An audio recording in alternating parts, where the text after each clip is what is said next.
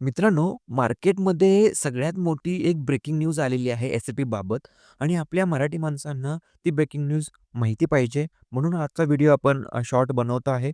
ज्यांना SAP certification करायचं आहे, सर्टिफिकेशन करण्यासाठी त्यांना पहिला एक्झाम द्यावी लागणार आहे आणि एक्झाम तुम्हाला आता देताना काही रिअल टाईम सिनेरिओ फेस करावे लागणार आहेत. तर चला, आपण हा आजचा व्हिडिओ त्याच्यावरतीच बनवणार आहे.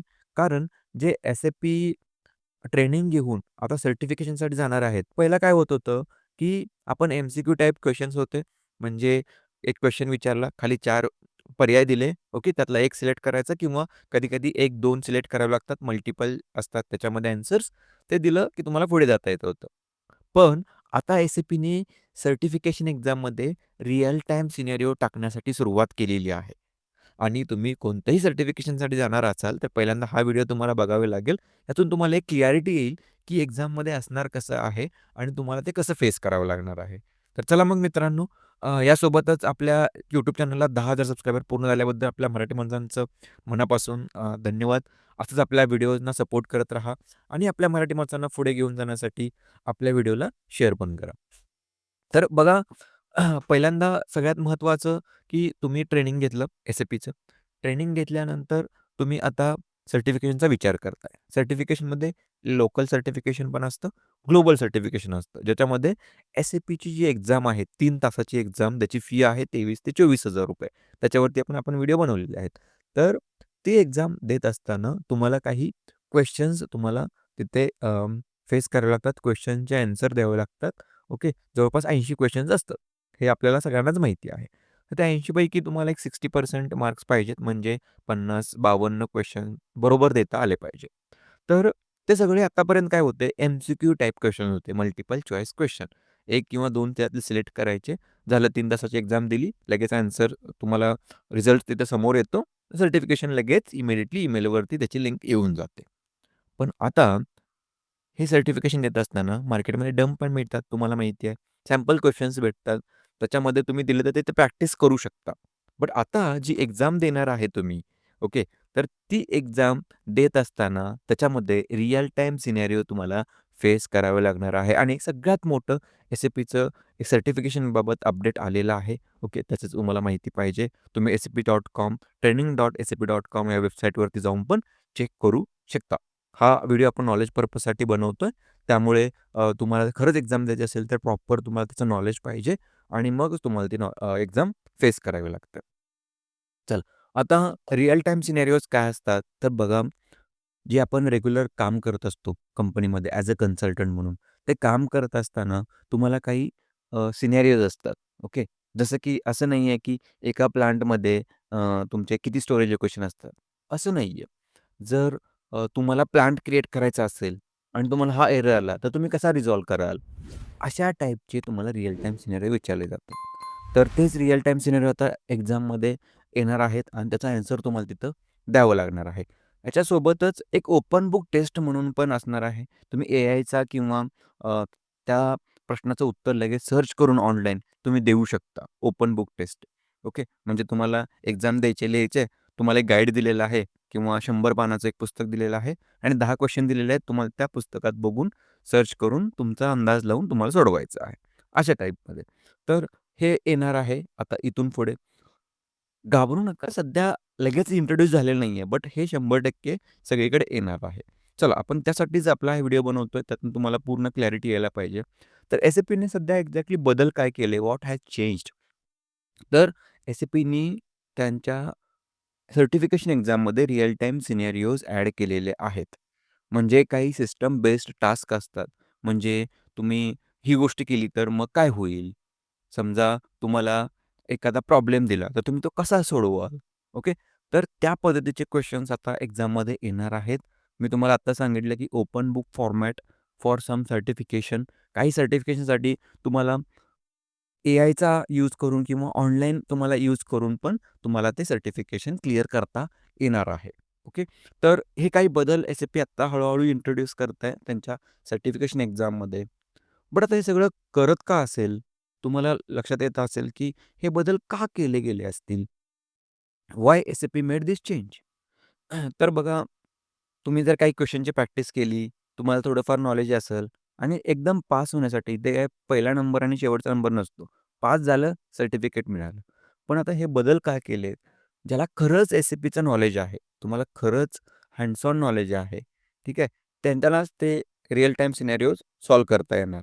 ज्याच्या वेळेस आपण एस-ए-पीमध्ये जॉब करत असतो, त्यावेळेस आपल्याला जे रिअल टाईम सिनेरिओ आपण फेस करत असेल आणि असे जे काही रिअल टाईम क्वेशन्स तुम्हाला विचारले गेले, तर तुम्ही त्याचं सहजासहजी सहज आन्सर तुम्ही देऊ शकता.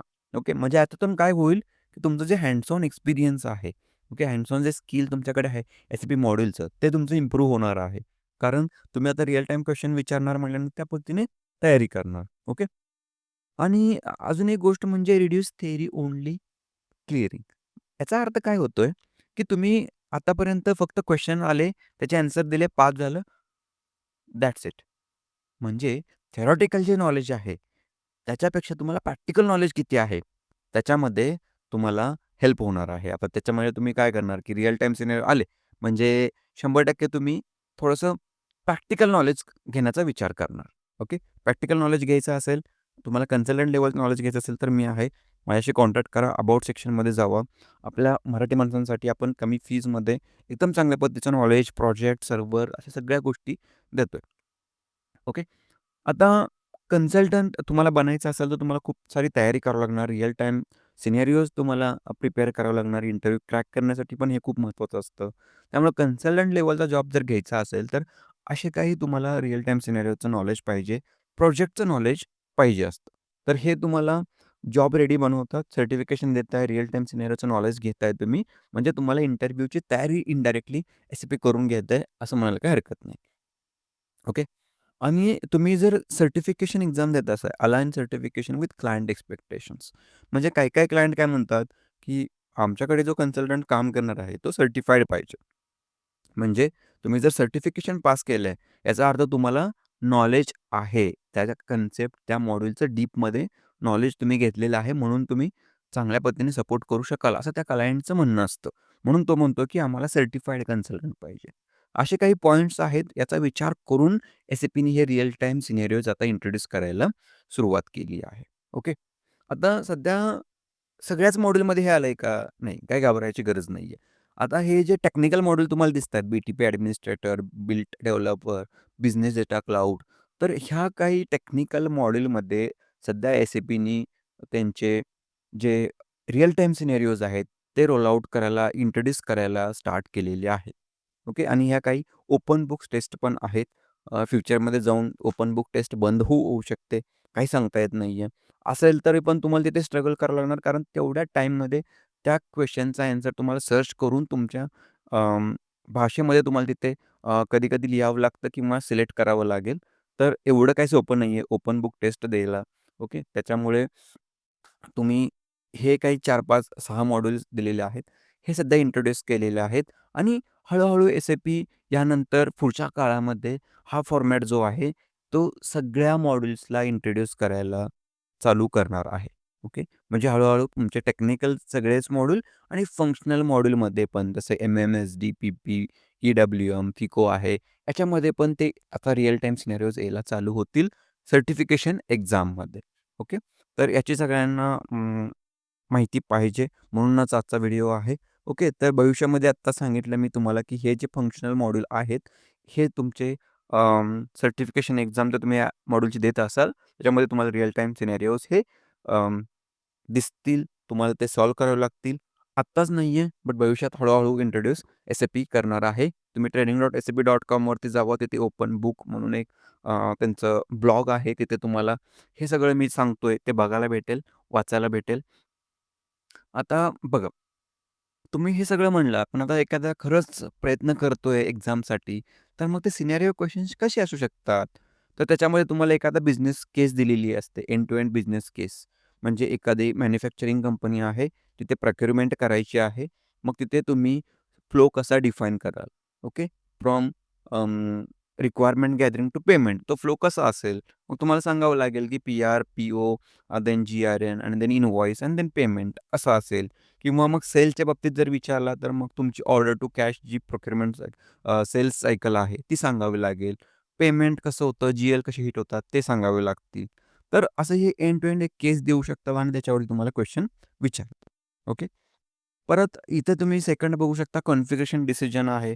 म्हणजे तुम्हाला जर विचारलं, की हे जर कॉन्फिगरेशन मी नाही केलं, ओके. मी जर समजा एखादा कंपनी कोड एखाद्या प्लांटला किंवा पर्चेस ऑर्गनायझेशनला, सेल्स डिस्ट्रिब्युशनला किंवा एम-आर-पी ग्रुपला जर असाइन नाही केला, तर काय होईल? तर असे डिसिजन तुम्हाला विचारले जातात किंवा एखादी फील्ड मॅनिटरी करायचं असेल, तर तुम्ही काय कराल? तर असे हे क्वेशन्स तुम्हाला कन्सल्टंट लेव्हलला विचारले जाऊ शकतात किंवा डिबगिंग रिअल एस-ए-पी एरर्स म्हणजे तुम्ही टेक्निकल एक्झाम देताय कोणती तरी आणि त्याच्यामध्ये तुम्हाला एखादा एरर आला, तर ॲज अ टेक्निकल कन्सल्टंट तुम्ही तो कसा डिबग कराल? असं पण असू शकतं. Okay. Cross model impact analysis म्हणजे तुम्ही एखादं कॉन्फिगरेशन मेंटेन नाही केलं किंवा एखादा मास्टर डेटा मेंटेन नाही केला, तर दुसऱ्या मॉड्यूलमध्ये म्हणजे एम-एममध्ये तुम्ही समजा काही डेटा मास्टर डेटा मेंटेन नाही केला, तर त्याच्यामुळे सेल्समध्ये किंवा फायनान्समध्ये किंवा पी-पीमध्ये काय इम्पॅक्ट होऊ शकतो, ते विचारलं जातं. त्या बेसिसवरती ते एनालिसिस करणार तुम्हाला. ओके. लाईव्ह बिझनेस सिच्युएशन दिली जाते, की सध्या समजा तुमची पी-ओ आहे, मटेरियल आलेलं आहे आणि तुम्ही जी-आर-एन करताय आणि असा-असा प्रॉब्लेम येतोय. व्हेइकल थांबलेला आहे, तर तुम्ही कोणता वर्क अराउंड वापराल किंवा काय कराल? तर तुम्हाला अशा सिच्युएशन पण बिझनेस सिनेरिओची दिली जाऊ शकते. आणि या सगळ्याच्या सिनेरिओमध्ये लक्षात ठेवा हे सगळे प्रॅक्टिकल सिनेरिओज असणार आहेत. थेरॉटिकल पार्ट कमी असणार आहे याच्यामध्ये. असं नाही आहे, की आपले जे नॉर्मल तुम्ही क्वेश्चन बघितले एक्झामचे, तर एक स्ट्रेट फॉरवर्ड क्वेश्चन्स असतात. बट इथे तुम्हाला रिअल टाईमचे क्वेश्चन्स दिले आहेत. तेच तुम्हाला मी सांगण्याचा प्रयत्न करतोय. आता बघा हे एक एक्झाम्पल दिलेलं आहे मी सर्टिफिकेशन एक्झामचं टेक्निकल आहे. त्याच्यामध्ये विचारलेलं आहे, की एक S4 HANA system replication is configured एक कन्फिगर केलेली आहे. त्याच्यामध्ये and active between 2 SAP HANA systems 2 system configuration केलेले आहेत. एका ह्याच्यातून दुसऱ्यामध्ये. After which action must you perform manual step to synchronize the system. कोणती मॅन्युअल स्टेप तुम्ही कराल? सिनेरिओ आहे ना, 2 सिस्टम आहेत वगैरे. तर याच्यामध्ये दिलेलं आहे, की an upgrade of the secondary system. हे तुमचं इथे ॲन्सर तुम्ही सिलेक्ट केलेलं आहे. पण ॲन्सर बरोबर काय आहे? खाली दिलेलं आहे मी. हे एक प्रॅक्टिकल आहे तुम्हाला नॉलेजसाठी देतोय, की पहिल्यांदा तुम्हाला प्रायमरी सिस्टम अपग्रेड करावी लागते. असं हे ॲन्सर आहे. तर हे एक सॅम्पल तुम्हाला देण्याचा प्रयत्न केला. असे एक्झाममध्ये क्वेशन्स येऊ शकतात. ओके. तर याचा आता काही ओव्हरऑल परिणाम काय होणार आहे? कारण आपल्याला सवय लागलेली आहे स्ट्रेट फॉरवर्ड एक्झाम द्या. कारण फी आहे. एवढी 23,000-24,000 फी द्यायची आणि चुकून जर फेल झालं तर पैसे गेले. तर त्याच्यामुळे आपल्यावर काय परिणाम होतो आपल्यासारख्या सामान्य माणसांवरती, तर तुम्हाला ॲक्चुअली प्रॅक्टिकल नॉलेजची गरज आहे. ओके. परीक्षेची पातळी जी असते ती तुमची आता डिफिकल्ट लेव्हल वाढणार आहे. सहजासहजी कोणी एक्झाम पास करू शकणार नाही. त्यासाठी खरंच नॉलेजच पाहिजे.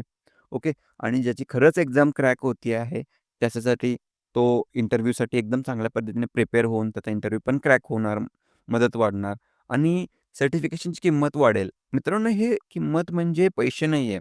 सर्टिफिकेशनची व्हॅल्यू वाढेल. म्हणजे कोणी सर्टिफिकेशन केलंय असं नाही होणार. ज्यांनी खरं सर्टिफिकेशन एक्झाम क्लिअर केली आणि ज्याच्याकडे सर्टिफिकेशन आहे, त्या सर्टिफिकेशन करणाऱ्याची किंमत वाढणार आहे. परीक्षा जी फी आहे, ती तेवढीच राहील, थोडं प्लस मायनस होत राहतं. बट ह्या गोष्टी इम्पॉर्टंट आहेत. आपल्यावरती परिणाम होणार आहे, की आपल्याला खरंच एक्झामसाठी प्रिपेअर करायचं असेल, तर एकदम प्रॉपर नॉलेज माहिती पाहिजे असते.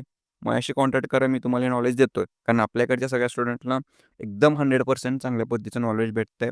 कमी फीमध्ये ते एकदम चांगल्या पद्धतीचे इंटरव्ह्यू पण क्रॅक करतायत. मोठ्या-मोठ्या कंपनीमध्ये सिलेक्ट होत आहेत.